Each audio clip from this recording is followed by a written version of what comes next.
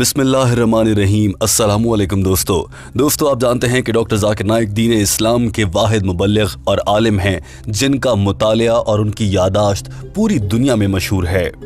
दुनिया के किसी भी इंसान ने, चाहे उसका ताल्लुक किसी भी मजहब से क्यों ना हो, जब डॉक्टर जाकिर नाइक को सिर्फ एक बार गुफ्तगू करते हुए अगर 5 मिनट के लिए भी सुना हो तो उसके जहन पर यह नक्श हो जाता है कि डॉक्टर जाकिर नाइक की यादाश्त और उनका मुतालिया बहुत ज़्यादा है। यही वजह है कि डॉक्टर जाकिर नाइक जब भी मजमे से मुखातिब होते हैं, बराह रास्त तकरीर करते हुए भी वो कुरान पाक की आयत का हवाला उनके आयत नंबर के साथ देते हैं। सिर्फ कुरान पाक की नहीं बल्कि उन्हें बाइबल, वेदा और दुनिया की दीगर मज़ाहिब की अहम मजहबी किताबों के अहम निकात, रेफरेंस और हवालाजात के साथ याद हैं।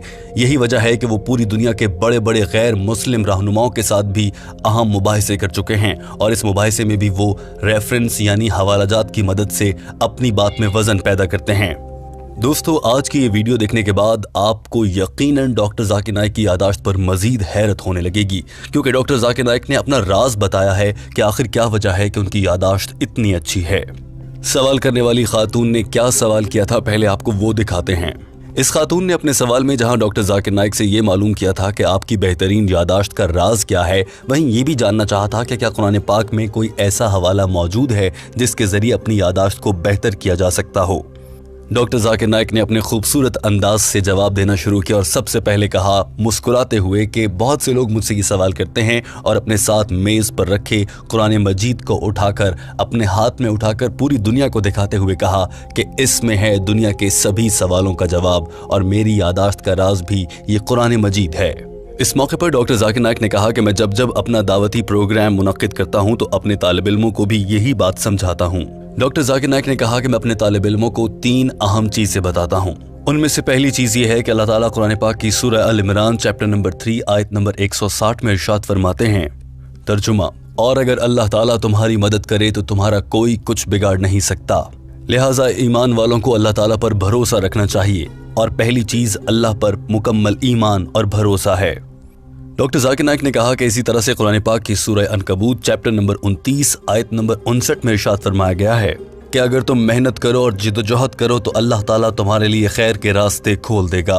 और यही वो दूसरी चीज है जो मैं अपने तालिब इल्मों को बताता हूँ, अल्लाह की राह में मेहनत करने से अल्लाह ताला उसका सिला जरूर देते हैं। डॉक्टर जाकिर नाइक ने कहा कि और तीसरी अहम चीज ये है कि अल्लाह ताला ने कुरान पाक की सूरह नहल आयत नंबर 43 में इरशाद फरमाया है, और अगर तुम कोई बात नहीं जानते तो उससे पूछो जो इल्म रखता है। डॉक्टर जाकिर नाइक ने इस आयत की तफसीर बयान करते हुए कहा कि इसका ये मतलब है कि इल्म वालों से इल्म हासिल किया जाए। ये तीनों बातें मैं अपने तालिब इल्मों को बताता हूँ। डॉक्टर जाकिर नाइक ने कहा कि लोग मुझसे अक्सर ये सवाल करते हैं कि यादाश्त तेज करने की टेक्निक क्या है। मैं उन्हें बताता हूँ कि भाइयों, टेक्निक कुछ भी नहीं है, दरअसल अल्लाह पर मुकम्मल ईमान और अल्लाह की राह में मेहनत करना ही वाहिद टेक्निक है। डॉक्टर जाकिर नाइक ने कहा कि जो लोग अल्लाह की राह में निकल पड़ते हैं और दीन इस्लाम की तबलीग और अल्लाह की राह में काम करते हैं, अल्लाह ताला उनका हाथ थाम लेते हैं और अल्लाह उनकी मदद करता जाता है। चाहे फिर वो मालूमात का इजाफा करना हो, यादाश्त तेज करना हो या फिर दुनियावी मसाइल से छुटकारा पाना हो, अल्लाह ताला अपने मुबल्लिग का हाथ थाम लेता है। डॉक्टर जाकिर नाइक ने इस मौके पर यह भी कहा कि अगर आपको अपने किसी भी नेक मकसद में कामयाबी हासिल नहीं हो पा रही तो याद रखिए कि 2 ही वजूहात हो सकती हैं, या तो आप अल्लाह की राह में ठीक से मेहनत नहीं कर रहे या फिर आपको अल्लाह की ज़ात पर मुकम्मल भरोसा नहीं है। किसी भी मुसलमान का ये ईमान होना चाहिए कि दुनिया में कोई भी काम जो वो इंसान करता है वो उसकी अपनी ज़ाती सलाहियतें नहीं बल्कि अल्लाह की देन होती है। डॉक्टर जाकिर नाइक ने कहा कि जहां तक यादाश्त तेज करने की बात है तो आपको ये जानकर हैरत होगी कि हम दावत इस्लामी सिखाते हुए 40 दिन का एक खुसूसी प्रोग्राम रखते हैं जिसमें हमारे तालिब इल्मों को सिखाया जाता है। और आपको ये जानकर भी बहुत ज़्यादा हैरत होगी कि मेरे बहुत से तालिब इल्म ऐसे हैं जो कुरान पाक और दीगर मजहबी किताबों का आयत और रेफरेंस नंबर देकर बात करते हैं, यानी अब उनकी यादाश्त अल्हम्दुलिल्लाह बहुत बेहतर हो गई है।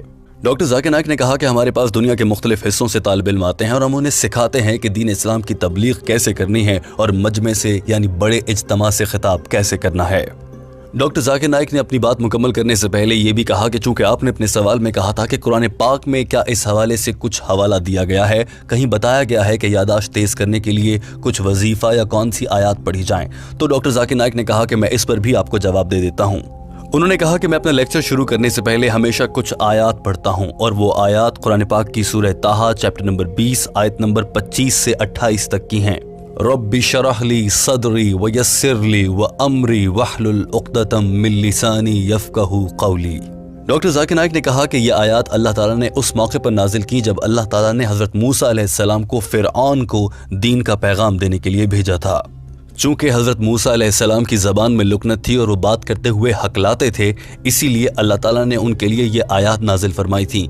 और बताया जाता है कि उस मौके पर हज़रत मूसा अलैहिस्सलाम की लुकनत ख़त्म हो गई थी। इस मौके पर डॉक्टर जाकिर नाइक ने एक और अहम राज से भी पर्दा उठाया। उन्होंने कहा कि मैं आज लाखों लोगों के सामने खड़े होकर खिताब करता हूँ, मगर आप में से बहुत से लोग ये बात नहीं जानते होंगे कि एक वक्त था कि जब मैं भी हकलाया करता था और मेरी गुफ्तगू बिल्कुल भी वाज़ेह नहीं हुआ करती थी। बहुत से लोगों को मुझे समझने में मुश्किल होती थी। मुझ में स्टेज फियर था, यानी मैं एक बड़े स्टेज पर खड़ा होकर लाखों लोगों से खिताब करने का एतमाद नहीं रखता था। मगर मैं ये आयात पढ़ता हूँ और अल्हम्दुलिल्लाह इन आयात के पढ़ने के बाद मेरी लुकनत ख़त्म हो चुकी है और अब आप देखते हैं कि मैं घंटों खिताब कर सकता हूँ और मुश्किल सवालों का जवाब भी देता हूँ। डॉक्टर जाकिर नाइक ने बताया कि वो अपना नाम तक ठीक तरह से नहीं ले सकते थे।